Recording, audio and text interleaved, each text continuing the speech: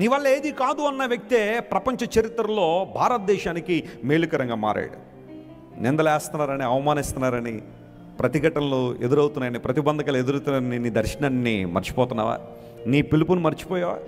దేవుడికి ఇచ్చిన బాధ్యతను మర్చిపోయావా? ఆయన కోసం నువ్వు బ్రతకాలే, ఆయన నామానికి మహిమకరంగా నువ్వు జీవించాలే. నీ ద్వారా దేవుడు తన ప్రణాళికలు భూమి మీద నెరవేర్చబడాలని ఆశిస్తూ ఉంటే నువ్వెందుకు చతికిలు పడిపోయావు? ఈరోజు నువ్వు లేవాలి. You have to get up and move forward. అటు పిమ్మట ఆయన ఏం చేశాడు చెప్పండి? బయలుదేరాడు. నిందలు ఆయన ఏం చేయలేదు, ఆపలేదు. అది అక్కడ అలా ప్రక్కన పెడితే పొగడ్తలు కూడా ఏసైనా ఏం చేయలేదు చెప్పండి.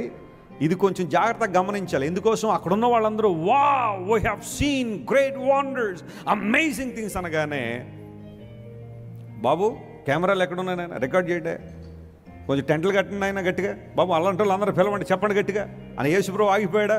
పొగడ్తలు కూడా నా యేసైనా ఏం చేయలేదు, ఆపలేదు. He know what is doing. కొన్నిసార్లు కొంతమంది ఆధ్యాత్మిక పైనాన్ని ఈ వ్యర్థమైన పొగడ్తలు, అభినందనలు ఆపేస్తున్నాయి. చేయాల్సిన పనులు చేయట్లేదు. వాడు ఎవరో అంటారమ్మా బాగా పాడేవనగానే ఇంకసార్లు ఇంక నేర్చుకోవాల్సింది ఏమి లేదనుకుంటారు కొంతమంది.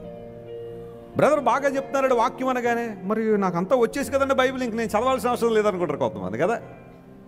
బాగా పనిచేస్తున్నాను దేవుని కోసం అంటే ఇంకా ఆ పొగడ్త వారు ఇంకా దేవుని కోసం ఎఫెక్టివ్గా పని చేయకుండా నిలువరిస్తుందేమో ఒకసారి ఆలోచించాయి. అభినందన వద్దని నేను అంటలేదు. ఏదైనా ఒక మంచి పని చేసినప్పుడు ఎవరో ఒకళ్ళు నేను అభినందిస్తారు. అలా అని చెప్పి అభినందనలకు అలవాటు పడిపోయి, పొగడ్తలకు అలవాటు పడిపోయి నువ్వు చేయాల్సిన పనులు చేయకుండా ఇంకెప్పుడు వాటి కోసమే కనిపెడుతున్నావు అంటే, I'm telling as a man of God, Yesayya నీకు పాఠాన్ని నేర్పిస్తున్నాడు.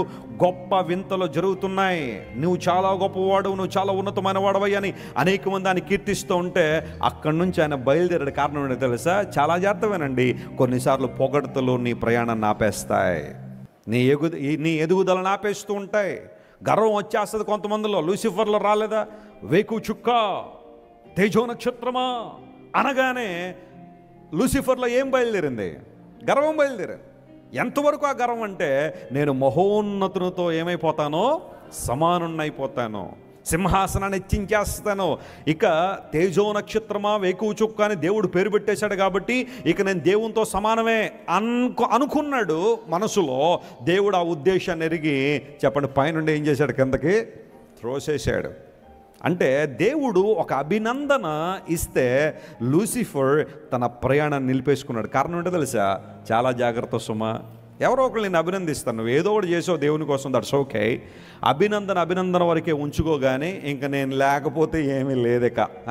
ప్రపంచం నేను లేకపోతే సేవే లేదు, నేను లేకపోతే పాటలే లేవు, నేను లేకపోతే వాయిద్యాలే లేవు, నేను లేకపోతే అసలు క్రైస్ట్ విడిచిపెట్టరే లేదు అనుకున్నావంటే దేవుడు మెల్లగా తీసుకెళ్ళి ఏం చేస్తాడు? ఆయన పక్కన పెట్టేస్తాడు. ఆయన వస్తుందా? అలాంటి ఆలోచనలు ఎప్పుడైనా వస్తున్నాయా? గర్వం వస్తుందా? నువ్వు దేవుని కోసం ఎంత చేసినా చెయ్యాల్సింది ఇంకా చాలా ఉంటుంది. స్తోత్రం చెప్పండి. Hallelujah. You have to move forward. నువ్వు ఎన్ని ఆత్మలు ఎప్పటికి సంపాదించినా నేను చేసింది ఏదో చేసేసానండి అని చతికిల పడ్డం కాదు. Until your last breath, until you see your saviour in the heaven, పరలోకులని రక్షణను కలిసే నీ రక్షకుని కలుసుకునే పర్యంతం కూడా దేవుని కోసం నువ్వేం చేయాలా? వాడబడాలా, ఆయన కోసం ముందుకు సాగిపోవాలి. పౌలు భక్తుడి విషయంలో మనందరికీ చక్కని మాదిరి కదా. మంచి పోరాటం పోరాడానో, నా పరుగుని ఏం చేశాను నేను. ఎప్పుడు చెప్పాడు ఆ మాట ఆయన? సిస్టర్ చెప్పండి, ఎప్పుడు చెప్పాడు ఆయన? సేవలోకి రాగానే అన్నాడు ఆయన. దేవుని కోసం వాడబడి తాను ఇక వెడలిపోయే సమయం వచ్చిందని గుర్తించినప్పుడు నా పరుగుని ఏం చేశాను అన్నాడు ఆయన. నువ్వు సంవత్సరం దేవుని కోసం బాగా పరిగెత్తేసాను, నీకు నేను చేయాల్సింది ఏమి లేదండి, ఐ డిడ్ ఎనఫ్ అంటే దేవుడు అంటాడు, నేను చూసి నవ్వుకుంటాడు ఆయన. నువ్వేం చేసావు? ఇంకా చేయాల్సింది చాలా ఉంది. Don't be satisfied with what you have done, focus on what you have to do. నువ్వు చేసిన దాని విషయంలో సంతృప్తి పడిపోయి ఇక చాలు నువ్వు అనుకోవడానికి లేదు. Until your last breath we're the representatives of almighty God. Hallelujah. అందును బట్టి ఆత్మీయ తండ్రి గారు చెప్తూ ఉంటారు కదా, ప్రపంచంలో ఏ పనికైనా రిటైర్మెంట్ ఉంటుంది కానీ దేవుని పనికి ఏమీ లేదు, రిటైర్మెంట్ లేదు. సెంట్రల్ గవర్నమెంట్ ఒకవేళ 62 సంవత్సరాలకో లేదా 60 సంవత్సరాలకో ఇంక నువ్వు మాకు అక్కర్లేదు, ఇంటికి వెళ్ళి రెస్ట్ తీసుకో అంటారేమో. స్టేట్ గవర్నమెంట్ బహుశా 60కో 62కో లేదా 65కో ఇంకా ఓపుకుంటే 65 సంవత్సరాల వరకు కూడా నువ్వు పని చేసి ఆ తర్వాత రెస్ట్ తీసుకోమంటారు. కానీ దేవుడు అలా అనడు. It's an on going assignment to glorify God. దేవుని కొరకు మనం పని చేయాల్సిందే, ఆయన కోసం వాడబడాల్సిందే.